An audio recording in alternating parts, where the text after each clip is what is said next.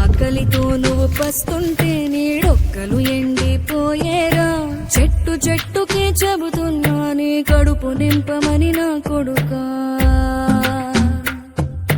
నిద్దురలేక నువ్వుంటే నీ కన్ను ఎర్రగా మారేరా. నీలి మబ్బుతో చెబుతున్నా నీ జోలపాడమని నా కొడుకా.